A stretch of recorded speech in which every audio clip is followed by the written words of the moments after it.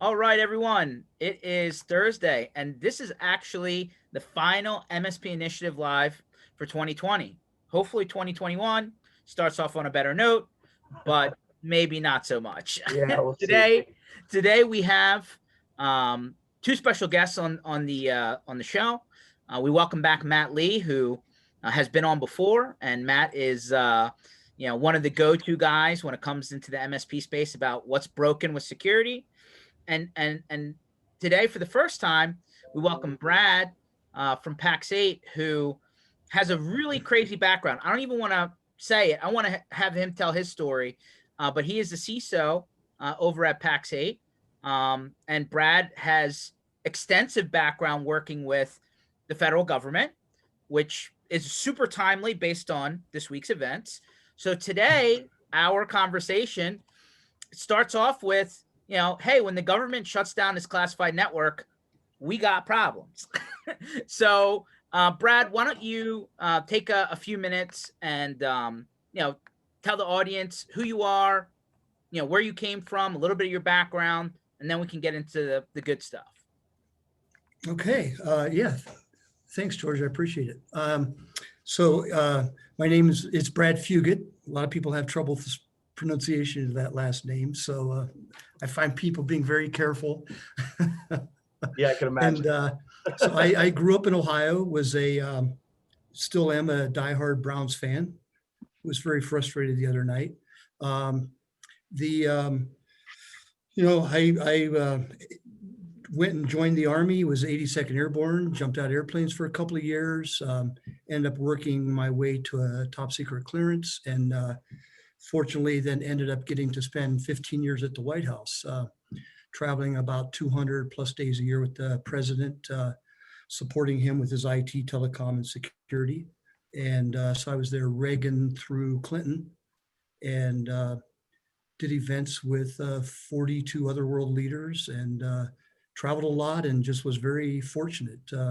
Maybe a little bit of the right place, right time, and Right. and lots of pretty cool experiences. And then I've known the founders of PAX 8 back before PAX 8 even started. I was in a lot of the initial meetings where they said, "Well, what do we want to do?" And they said, "We got to do this cloud thing." And then John said, "Distribution's always been broken. Maybe we can fix it in the cloud." And I was with him in a bunch of these initial meetings, but I was doing a lot of consulting at the time. And then I joined about almost 2.5 years ago, and been doing the security, and I was doing service and support and everything within the company as well, but mainly focused on security and IT right now. Awesome. Matt, why don't we give you a chance for anyone that by chance has never run into you, watched you, or met you before? Give them a little update on you. Yeah, I'm Matt Lee. I'm with Iconic IT. My primary role at Iconic IT is a lot of partner relationships and a lot of this type of outreach and enablement for other MSPs. So, but yeah, like you said, I get around from time to time, and Brad and I may have met in some other conversations in recent weeks or months, and that I do try to help give PAX 8 as much of my time as I can from an advisory role perspective. So we have a Awesome. deep partnership. Yeah, Matt gives us some great insights from the partner community. He is one of the best about being super straightforward. Actually, the only person that may be straightforward is me. Yeah, fair. That's fair. That's high company in my book. So obviously this week has been from a red alarm standpoint very disturbing. Brad, what happens when they're shutting down the government's classified network in the middle of the day? I mean, that's not normal. No, no, not normal at all. It's good that they were on top of things quickly, and it was good to find out that solutions after June were good, so people were able to respond pretty quickly. But it was amazing when I saw the list of the folks that were affected, to even include the Air Force and NASA and others. Yeah.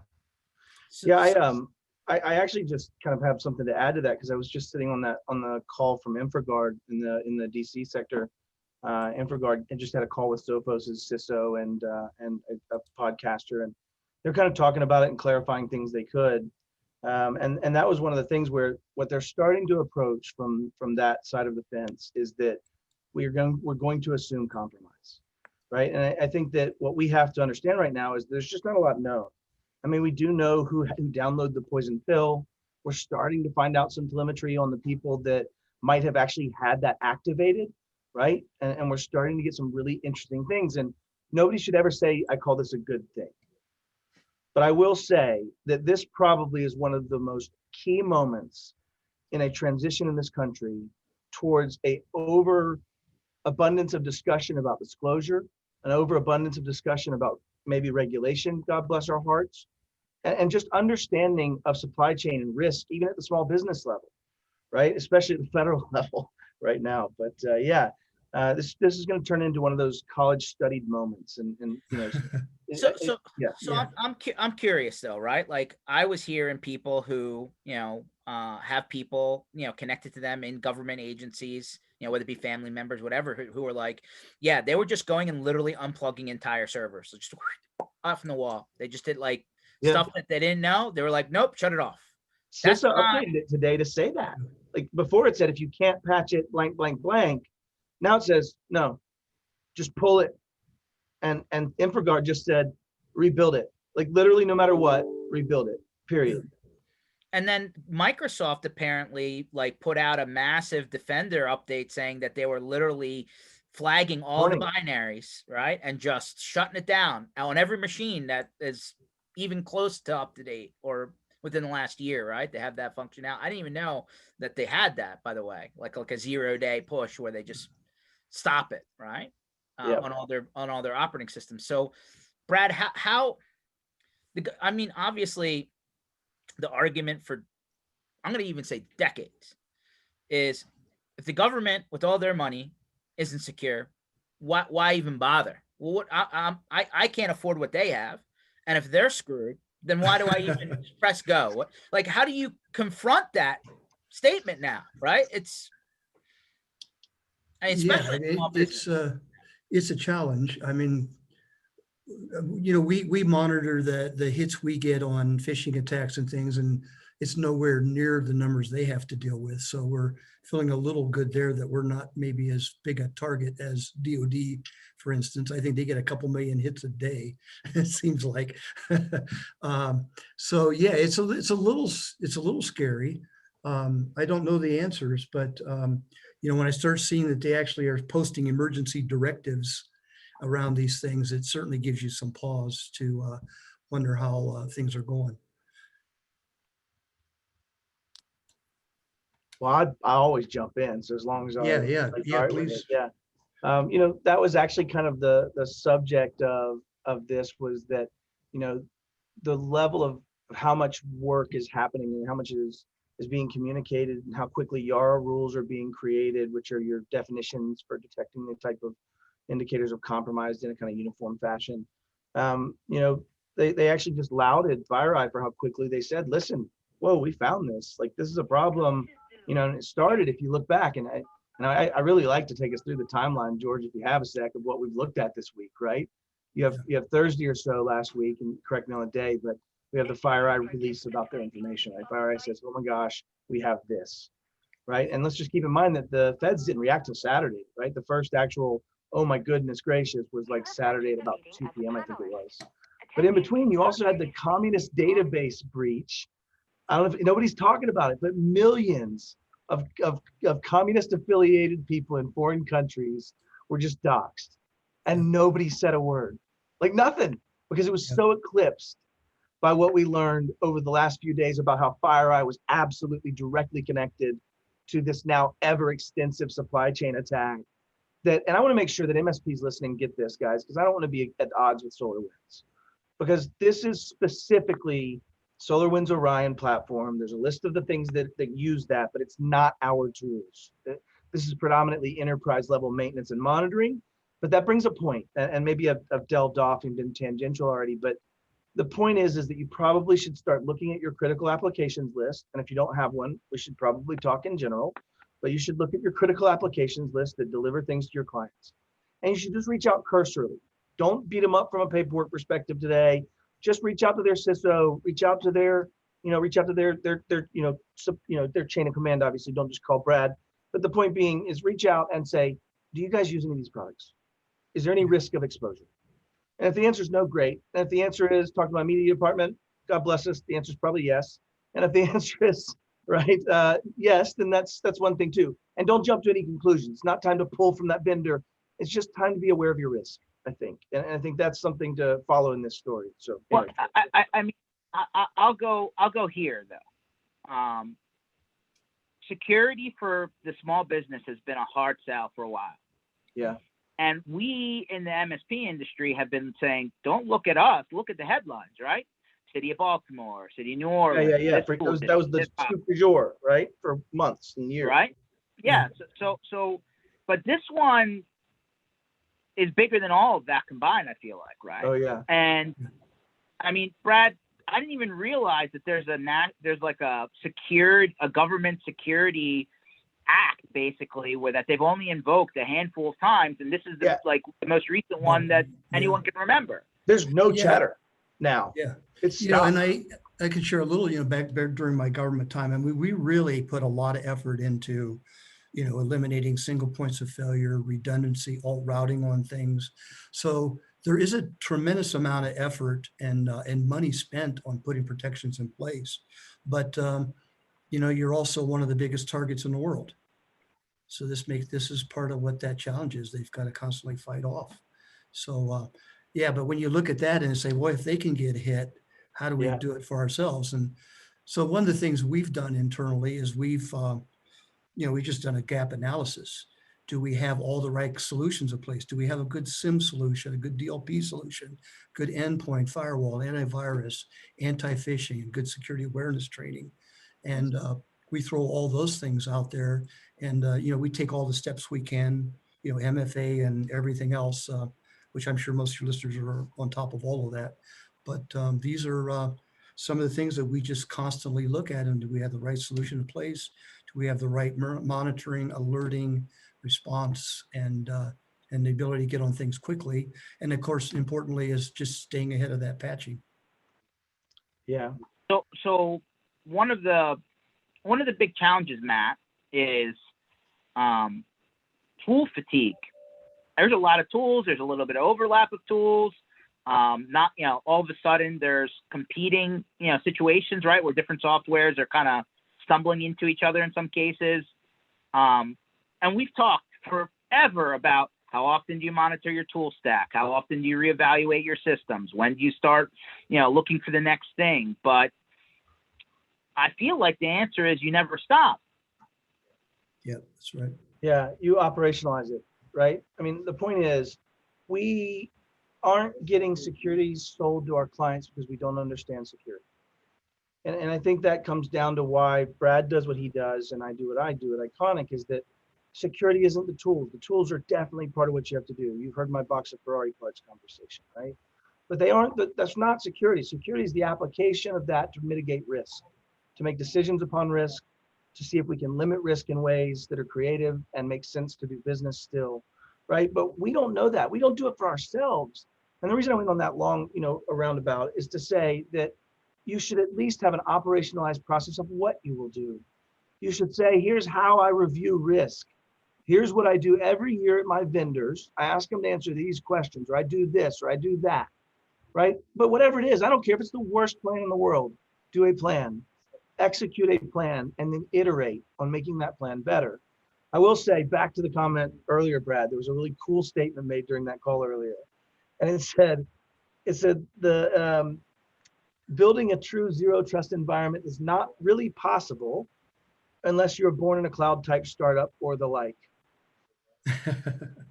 What does that say? It says, yes, I can build SAML from everything. Granted, SAML was attacked in this. And again, it goes back to Brad's point. If you're the US government, which was the real target here, as well as a lot of organizations for espionage reasons, then they're going to craft their own SAML response, right?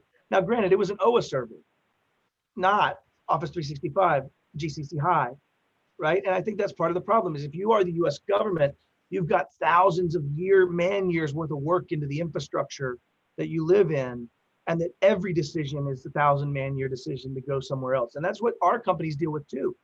right? Our MSPs and our clients and our clients' clients are all in that same problem. They've been born in an infrastructural world. And now they have all this legacy baggage and anchoring behind them, that it's all about the quality of the MSP, the vision of the CISO, the vision of the people giving the direction from a BCIO perspective, to whether or not that company makes a transition to be a 2.0 or if it dies as a 1.8. And I don't know when that transition is. I may be wrong about it. I'm wrong about a lot of things. But I do think that people that start all cloud and tie things in with single sign-on and have controls that are built into those things and regularly review their partners and ask the hard questions and be willing to give as well in that relationship, right? Like, I don't want people to go fire SolarWinds. I want people to go help SolarWinds be better in this in the future, right? And I think that that's the approach that needs to happen out of this cyber security community that needs to bleed even more into what we do as an MSP space. And yeah, I'll get off my pulpit here, but those are my thoughts along that line. No, listen, I Brad, I'm not, this isn't directed at Pax8. This is just an MSP issue. But when we're talking about add-on, like, let's say you start off with a set of applications as part of your offering as an MSP. Microsoft's obviously a cog in that wheel and several others. When we're talking about adding components to that are $1 or $2 or $3 a user or an endpoint, we're not talking, like, yes, in aggregate it adds up, but we're not talking about tens of thousands of dollars, right? Upfront kind of thing. The challenge is, from the customer's perspective, when does the hand stop coming out, right? Like, what is, at what point, where's that balance between the customer saying, I expect what's coming, versus something that comes down saying, all right, hold on, change everything, you need to now add this, right? Like, I understand from your perspective, you're trying to make sure that things are in the best possible position so that you don't leave the door or the window open. But there's the business side of things, right? Where you have that struggle between the check signer and the advisor, the technical advisor, saying, hey, we need to do something different. I don't know if you even experience this within your company, but how do you balance that? Well, and we do have concern about, not one day, a dollar here, dollar there, all over the place. But this is part of the reason we reach out to folks like Matt and others to help us understand what that partner community needs. And we're trying to expand into other things, the level of support we give to be able to be there to help them with calls.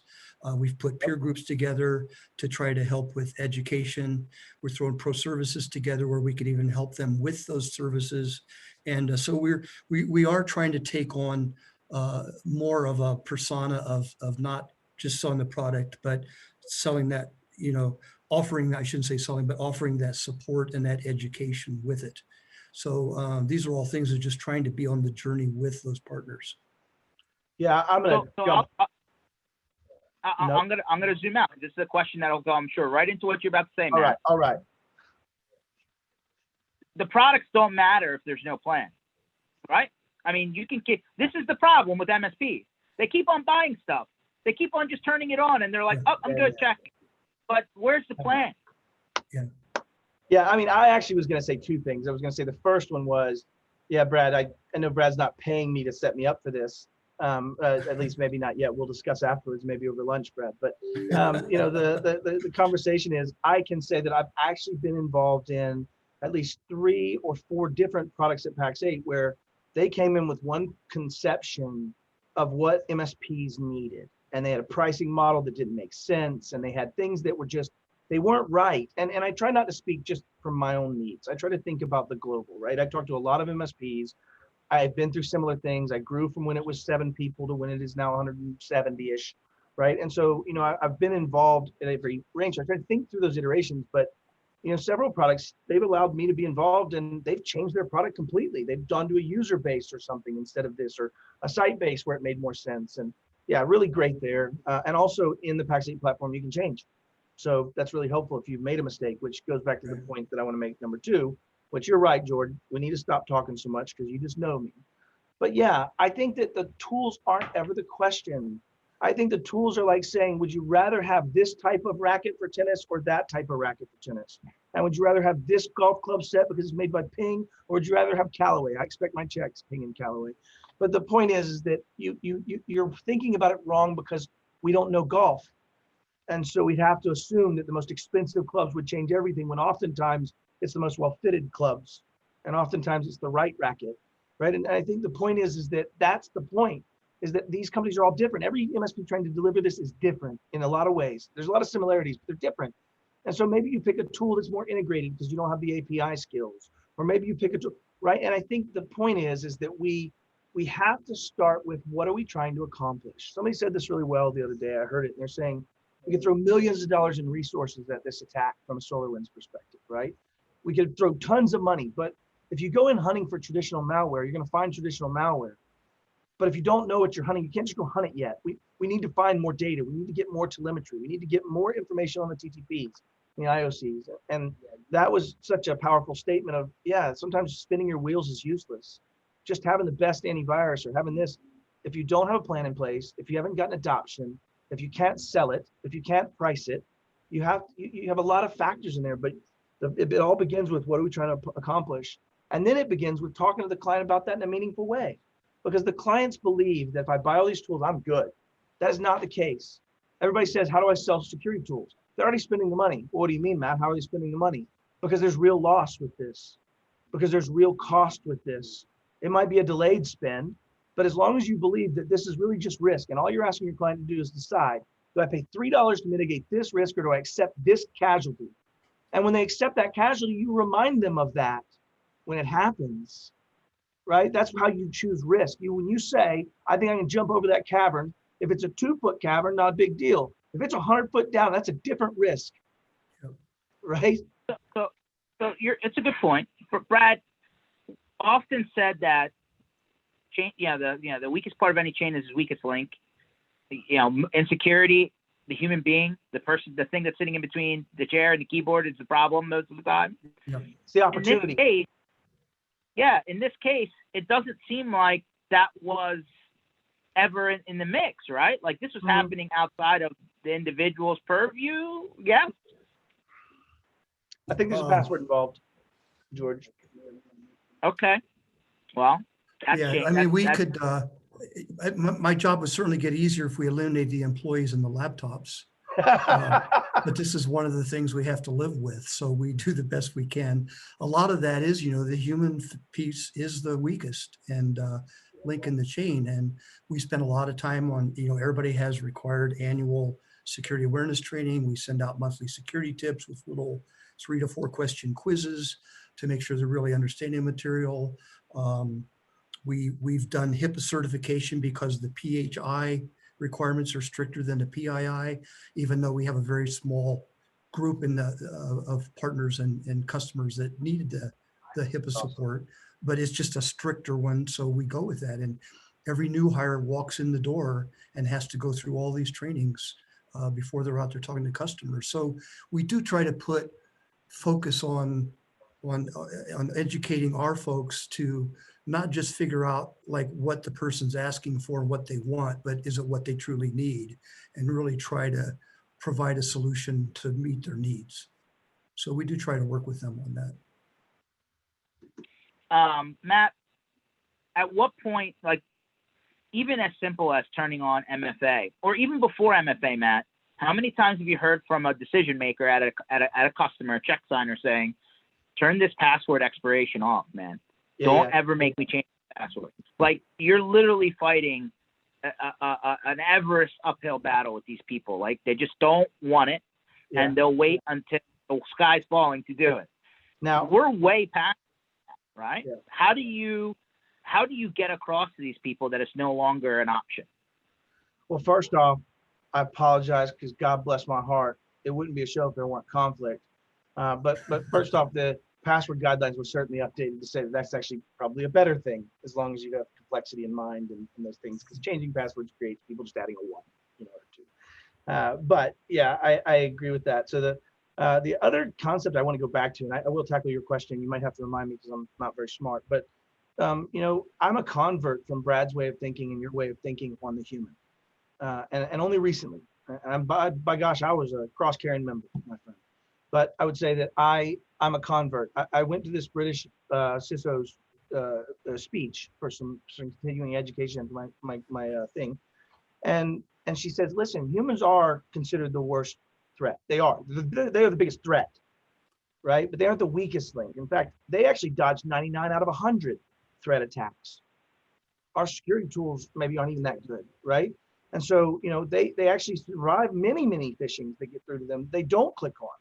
And yet, unfortunately, the only thing we ever look at is, even in our phishing testing, the clickers, the people that clicked. You guys are in the 20% that click. But what she called upon was this concept of social proof, right? Which is the 1980s or so thought process. But it basically says, if you are an object, a human dropped into a foreign land, you will follow what they do. That's kind of the concept of how that functions, right? You'll do what they do because it's what you see. And so the point is that social proof is saying, what if we focused on the 80 that didn't click on the phishing test and said, oh my God, you guys are the rock stars of Pax8. You are saving this company single-handedly. Stand up and give yourself an applause. What do you think the 20 want to do next time? Why do we always focus on the negative side of it first when we always are rewarded better by the positive? If I kick the crap out of my dog every day, it will never do anything I ask him to do. But if I love on him, right, he's going to do what I ask him to do. And I think that's where I'm getting at, is that our people are our biggest single opportunity to succeed at security. And I think that's what we need to start preaching as a vision and as a message. So, wow, actually falls into the question that I asked, which is, how do you get past the uphill battle of people just refusing to change? But I mean, there's always the concept of, hey, do I incentivize or do I, slap on the wrist? Yeah, no, I mean, you would work harder for a raise than you would to keep from losing pay. Okay. Yeah, I hear you. I mean, nobody wants to lose their job, but yeah, I hear you. So how do you? That's fair. And this is a question to both of you. How do you encourage adoption of all of these extra steps then, right? Because a lot of people say, I feel like it's almost, the vaccine, the vaccine's worse than the virus itself, kind of thing, right? Like, I feel like I can't even get my work done because of all the extra things now I have to deal with in order to just get back to what I was doing before. How do you get people to bite? I'll throw out, we do monthly phishing campaigns. So every month there's a campaign that happens, and in some ways within Pax8 it's become almost a fun contest. Yeah. To pick on each other. And, and I'll get people to send, I have I'll send somebody a happy birthday note, and they'll send back a note saying, I didn't open your email, but thank you for the birthday wishes. And if they click on the phishing email, they get a big red flag that comes up. And so it gets a little bit competitive, internally. And then there's other guards we just put in place, 90 days, you got to change your password. We encourage passphrases in our policy over passwords. And so there's things like that we do. And the other thing is, a lot of the stats that we get from the things that we capture, we share those out with our sales folks, and they share them out with their partners. Yeah. We had one day a year ago, we got over 15,000 phishing emails in one day, and we intercepted all of them, and 13 of them were malicious. But we caught them all before they got in the company. And our sales guys love to hear those kinds of stories to be able to sell out to the partners, or to share with the partners, and make them aware that, hey, this is, putting protections in place is a big deal. Okay, that's it. That's cool. Make it fun. Make it interesting. What's your opinion on this, Matt? This is a really tough subject. It really depends on how far you zoom in or zoom out, right? Because I think with Brad's conversation, it's absolutely correct. Gamification, whenever you're dealing with phishing, was always great. I loved having people go, "You didn't catch me, Matt. You didn't catch me." And those are, it tickles me. I laugh genuinely with that. It's fantastic. But I think if you zoom macro, if you zoom out at the annoyances of an MFA, and if you zoom out at the annoyances of having to have a U2F token to be able to sign in, or the annoyances of having those things where I'm not even gonna let you use a password anymore. Don't lose this device. If it gets damaged, get the other one out of the safe, right? There are things coming that are annoyances. They're annoyances. And if you zoom out, I think you have to always balance business capabilities and abilities to still be fast and flexible with risk. And I think you have to put the proper controls in at the proper places based on your risk. And I don't think there's always a one size fits all. Are there some common things? Yeah, you should have a SIM. You should probably capture your logs. You should be encrypted on your devices, right? Those are all things. I think Brad and I both go down the line of direct Azure AD bind and 100% Intune management and things like that. And so that gives us, I think, a leg up. I believe there's a lot of abilities to integrate when before we were trying to take tool 1 and tool 2 and make them look the same, which meant we had to normalize data across data sets that were dissimilar, which meant we had to, if you're using something in platform, because the developers need to, and I'm not saying they're perfect, they do a decent job at keeping those data sets much more heterogeneous, I suppose, or homogeneous, I suppose. But that way it can be something they can display easier as opposed to someone having to do a large normalization set. But the point is, most MSPs aren't even doing those things, right? They're not gathering logs for all their clients on their firewalls and servers if possible, and if they pay for it, or if it's part of their stack. They're not doing a SIM and overlook. So how do you get adoption, and how do you get people to even deal with it, is the same problem of why there's not an adoption in the SMB. There's a lack of education.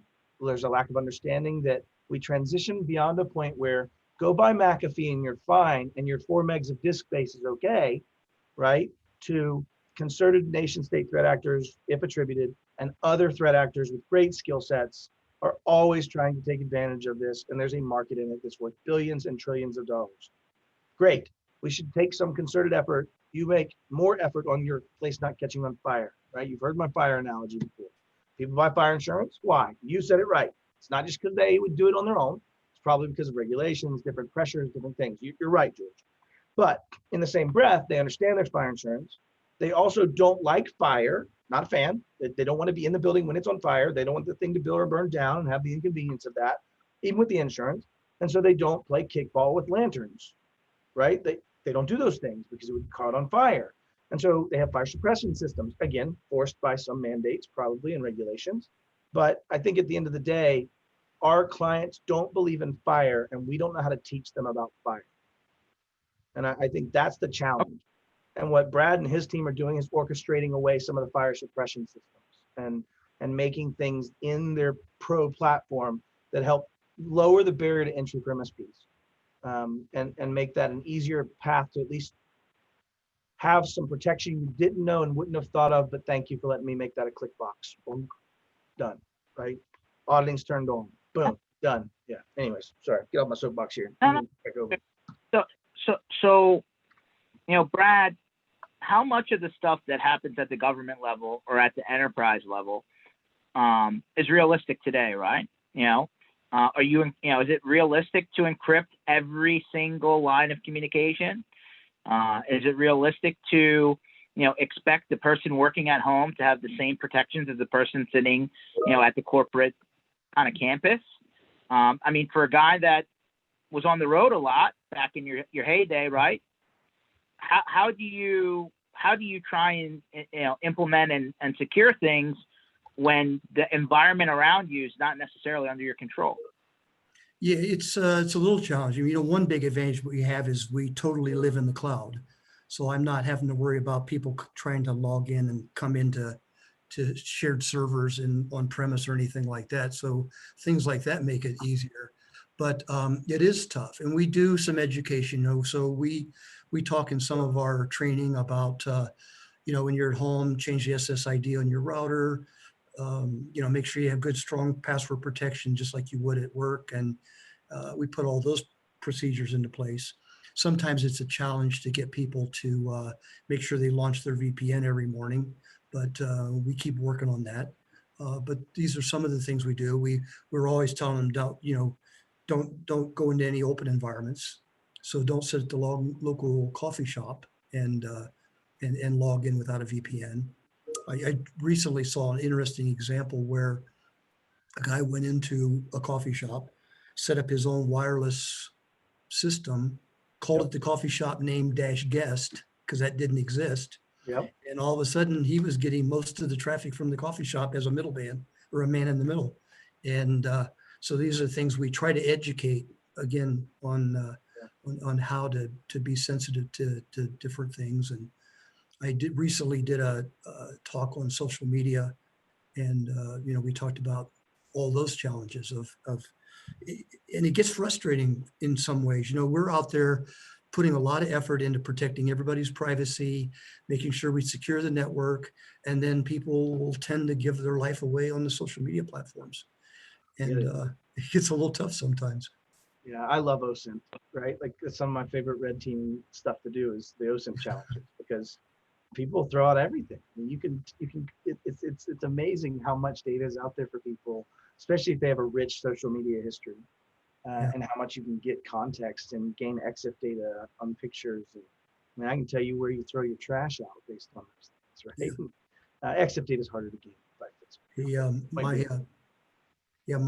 My son, he's a junior, or he's a freshman in college now, but last year in high school, one of the people he goes to school with got a full ride scholarship for softball. And I won't go into too much detail. And well, I've got it made. I'm going to be living the life, full ride, major university, started posting all these things on social media, which included drinking underage and maybe taking things that weren't legal. And got a letter saying, you're not our kind of person. Scholarship's been revoked. Yeah. And is now paying to go to a different college in a different state. Well, and more people talk about that side of it for social media in general than they talk about the actual OSINT, the open source intelligence capabilities of social media, right? Like, oh, your job might see it. And they're right, that's definitely true. But in the same breath, I'm going to see if your password's Snoopy because you happen to love Scooby-Doo or Snoopy. Well, Snoopy's Snoopy, but you know what I mean. I apologize. Boy, I'm going to get beat up after this one, George. I made too many mistakes already. It's all right, man. It's okay. Like, so obviously, you know, on the more nuts and bolts standpoint, I don't want to beat this to, you know, because Matt's already kind of said, hey, don't beat them up. But obviously, if I was an intelligent business owner of a company who uses an MSP, and there's a lot of people who don't, right? But there's a lot of people who do. Yep. I would think I would have raised the hand and said, hey, do you use this? And if you do, I'd like to know. I have a response for that one. Go ahead. I'd turn that into a business opportunity. You know, Mr. and Mrs. Client, I do, and our tools aren't affected by that you're discussing, but I've been meaning to try to ask you about your own stack. And now that you've seen how close this comes, I'd really like to get that conversation scheduled. I mean, talk about getting a client that wants to talk about security now. Oh my God, I'm terrified. Are you secure? And if you say yes, and they go, great, right? You've missed an opportunity. I think either way you talk about it, our problem is that customers think, oh, they're secure, so I'm good. Because I'm ultimately secure. Nobody's gonna attack me, only them. No, you're not secure. If you don't talk about where your data is, and as Brad said, DLP, if you don't talk about where it can leave, if you don't talk about if you don't have these things that help you find those problems because you don't even know what your data is because it's all in the S drive, you've got a problem, right? And I think it's my call to action that MSPs have to understand that we need to stop talking about technology from the way we've thought about it before and start talking about how do we set up creative ways to reduce our risk, store data in ways that people that only need access to that can have access to it. So I can make it that they've got to go attack Brad, not just any other person, right? I've got to make it harder in many ways.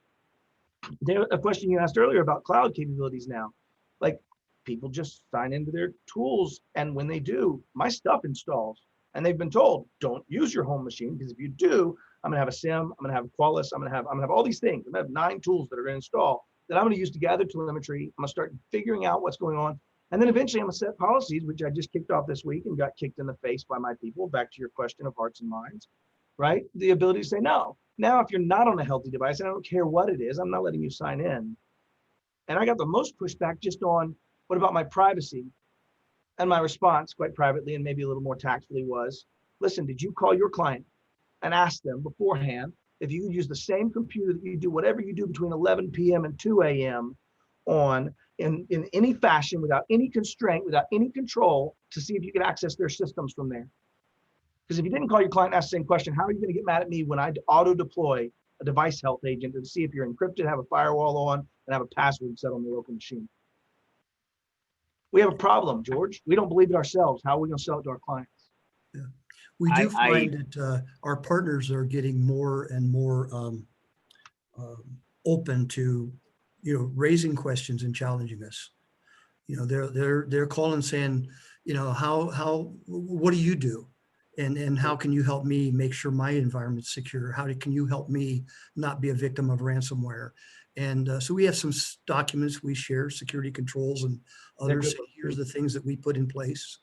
And but we're getting a much more concerned, I guess, partner base about the security and protection because it's in the news every day. And it's So not how, understood. Sorry, go ahead, George. well, I was going to say, how does this week change? I mean, the government already has things like CMMC and NIST and, vendor requirements and subcontractor requirements and clearances.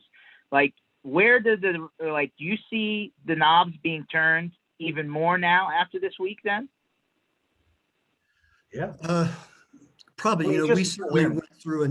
went through all of our stuff immediately and just looked and see if we got anything here to be concerned about. Have we Right. got everything up to date? And fortunately, we were totally clean. And then and we do a bunch of other things. We bring in external folks to assist and look at things as a different view.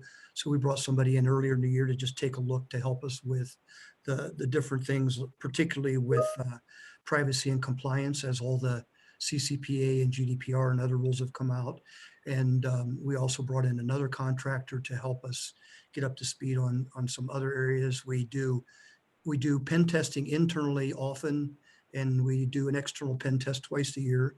So we bring in another person. So I think one of those things of not pretending all the answers, Right. and getting outside sources to come in and take a look and offer up their views. It pays great dividends for us. In getting involved with partners, like Matt and others that we do very regularly, and find out like what does that community need? What can we do for them?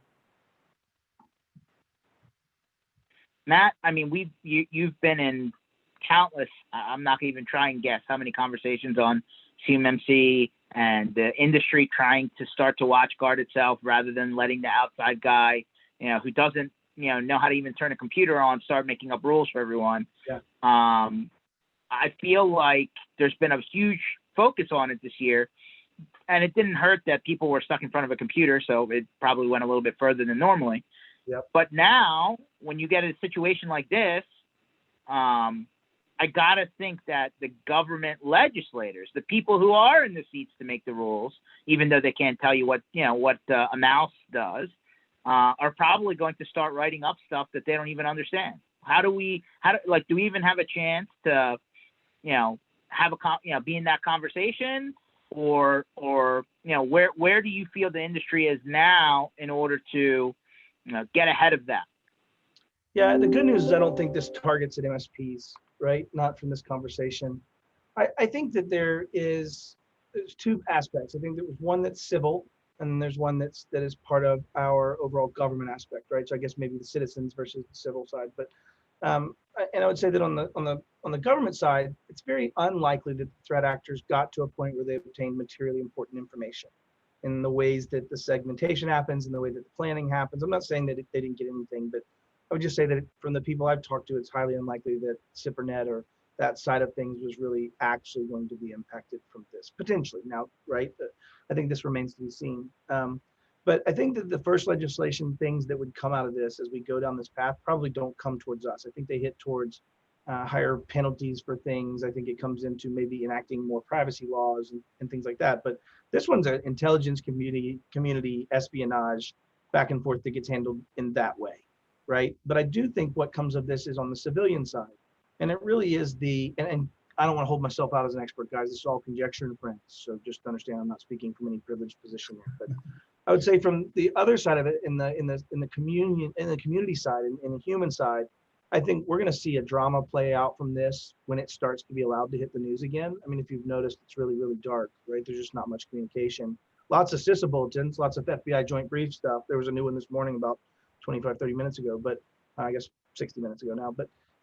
But I think what happens is how this plays out, whether or not your SolarWinds persons knew about this during the breach moment in their SEC filing, and then as a result hid the fact that they thought they had compromise and didn't actually do due diligence and figure out that those compromise, that's going to change the whole story, right? And I think that's one of those pivotal things that we just don't know. It's a question. And I don't even say I fall on either side of it, because if I'm retiring, if I'm going to leave, it might make sense I'm selling stock. So I'm not going to say that I'm getting in that with any purpose. I'm also not defensive. I would just say that I don't know. And I think that's what a great question to hold right now is if, right? But if we start thinking down if trees, I think you're going to see that this turns into probably another monumental type SOC type thing for our world. And what's great about that is if that goes legislative, or if that goes, it's probably more of a grander overarching security for businesses conversation, which will do two things. It'll force people to lie or comply, which we've played that game. It doesn't work. So I understand that it's going to be a low adoption. It'll force people to lie or comply, but it'll make everybody ask the question, which means that MSPs will have to learn how to answer it. And I think this is the greatest thing that could have happened. Gosh, I keep saying this, but I know it's horrible to national security. I know it's horrible to a lot of businesses and their intellectual property, but it is probably one of the most pivotal moments, I'll say, maybe not greatest, but it's one of those pivotal moments in the 85% understanding security rather than the 15, right? Because I'd purport that the 15 are the corporations and the 85 are the SMBs. But don't Very ask me a question, interesting. George, because I can't follow that. No, Sorry, Brad. I I get on my pulpit now and again. I love everything you said. I mean, listen, guys, coronavirus as a pandemic, I've heard it more times than I can put a number to. Hey, we just fast forwarded the entire industry 3 to 5 years, right? All the stuff we've been trying to tell all these small businesses for years and years and years about remote and anywhere and cloud, and like all of a sudden it all hit at once, like a ton of bricks, like the anvil falling on top of the mimi, and now all of a sudden this in like 1 or 2 days on the tail end of what maybe hasn't been a great year for many. Did we just add another 3 to 5 years on top of it instantly? Like, did we just take a 10-year jump in 1 year when it comes to technology? I think that's fair. We definitely, the bad actors do make technology advance faster. Fair. Yeah, it's true. Wow, man, I maybe we're in the wrong business. I should have been in the basement for a lot longer. I have an aversion to rings around my hands here. I got it. So before all of this came down, right? In the a couple years prior, Sony got hit by state actors, right? These corporations have been hit by the bad guys working for like countries, right? Not just some, side, Yeah, exactly. So how do you, is the answer to how do you protect yourself from that type of attack the same as, well, just good security hygiene, or is there specific things that people should be doing extra to help prevent that from happening? I don't know if you want to take that one, Matt. I mean, the word SCIF exists for a reason, right? Like the reason the government has secured compartmentalized information facilities, I believe is the actual term. I might be wrong, but there's a reason they do those things, because they think about risk.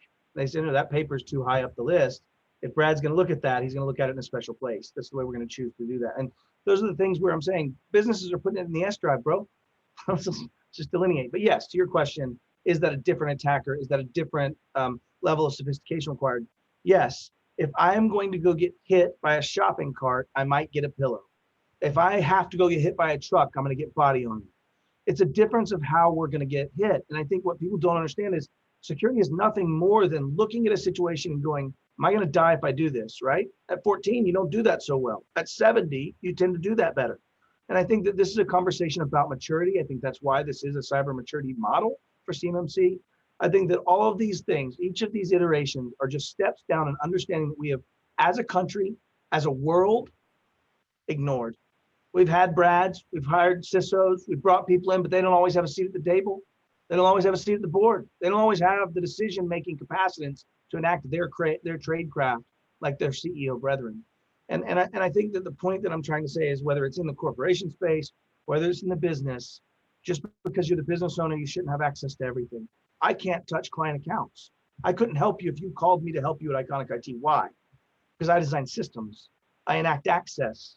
I enact roles. And I understand that every MSP can't do that at scale or size, but you could have a separate account called your admin account. and separate it at your level. I have two me's, one that can do those things and one that cannot, right? You can start doing those things. Why would they do it? It's not just because it costs $20. They probably cough up $20. It's because they're not thinking about risk and how do I fix it. And if you did that in the mass that I'm talking about at MSPs, we would change the world, right? Because you'd have so many people coming up with so many creative solutions that are different because they had to, and ways that we've never thought of to segment, enable, and empower and protect small to mid-sized business with real security, not tools, right? I mean, that's the reality of it, of actually talking about the risk and letting them make a decision. And if you're not good at gauging that risk, you hire the people that can, which is another conversation down the road. And you have to be able to communicate and give buy-in. And if we can do that, we become what we wanted to be as MSPs. We're not spinning plates anymore. We're using Brad and his team to orchestrate everything we can. We're asking the customer what template they want. We put the template in the system, and 32 products are enabled the way they're supposed to be enabled, whatever that is. And it's not just Brad. There's other people building it. Some of the players that you know in this space are also going down this path. And the understanding is that that's the future, but that's a future without us if we don't change. And so these are all coalescing forces that really are what each different iteration of MSP has become. And when it was break fix and when it was VAR, all these different things, we are finally heading down a path where everything meets and we can start delivering security to our clients in a way that's meaningful. And it changes the United States, it changes the globe, right? I mean, we have our Australian partners, we have our EMEA partners. I mean, this is not just a US problem, this is exploited everywhere. We're just more arrogant about it. Yeah, one of the things I did in a past life was I was doing consulting and doing business impact analysis, business continuity planning, and disaster recovery planning. And to Matt's point about the risk, because that's the big part of the business impact analysis.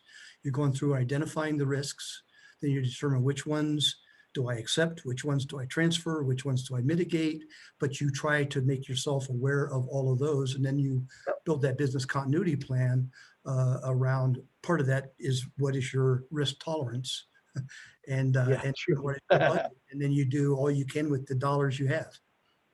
And sometimes it's what is your risk tolerance, and then no, Brad, what's really your risk tolerance, right? Because there's what's it right now on paper, and what's it when you call me at 2 a.m. that morning? Blown up. There's a difference in those two risk tolerances. That's a great I point. digress. I've got to get on to the next call, guys. So no worries, Matt.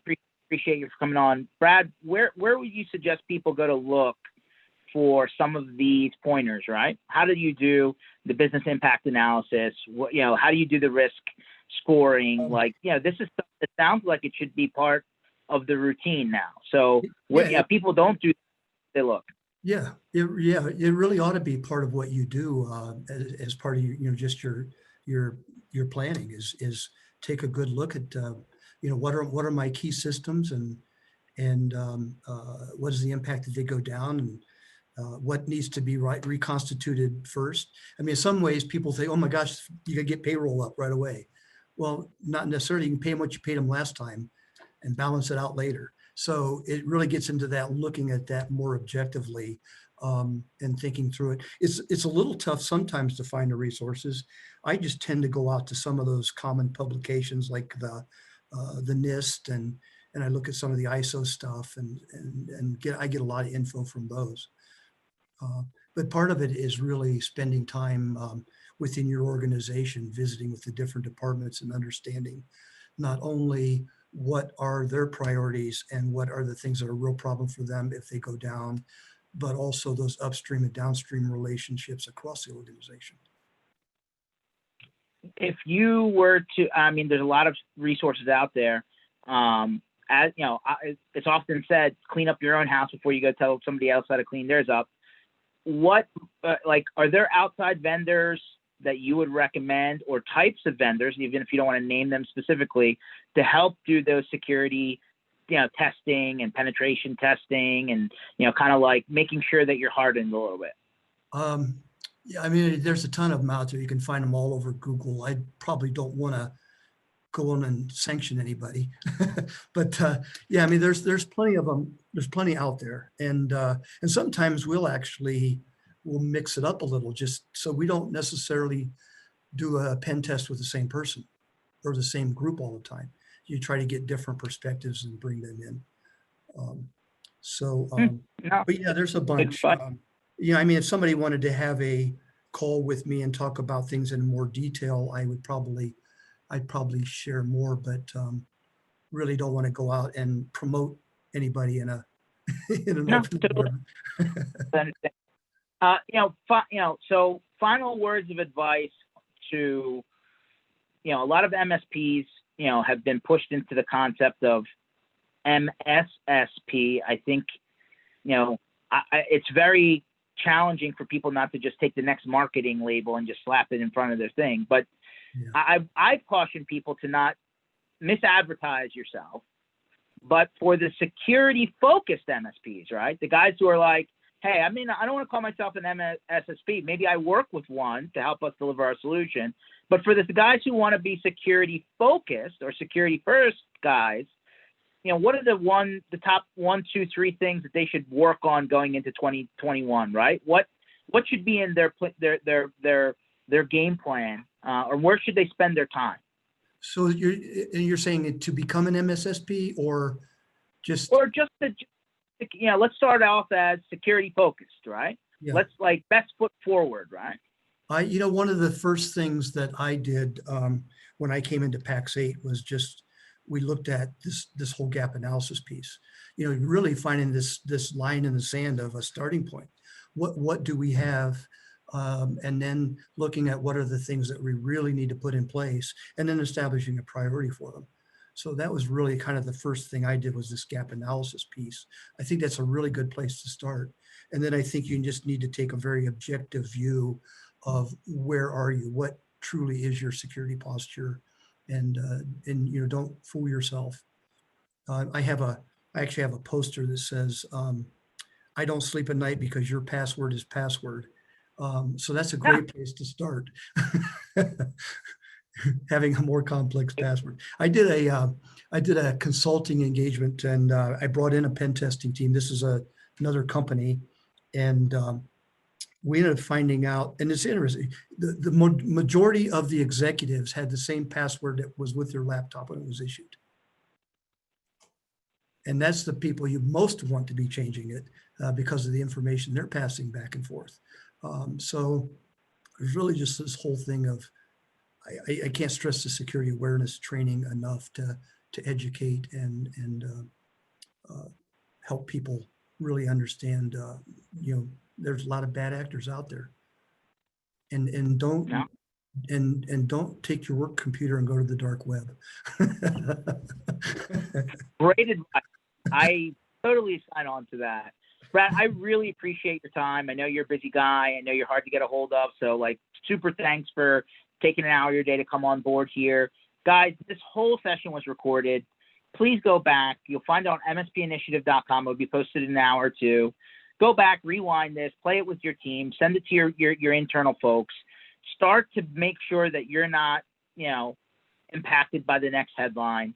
Luckily, we may have dodged a bullet as an industry, but to Matt Lee's point, this may be a great pivot point to have the security conversation. If it's not internally, but also with your customer, right? Because it's so out front now and wide open from a media standpoint. So I really appreciate you guys for watching.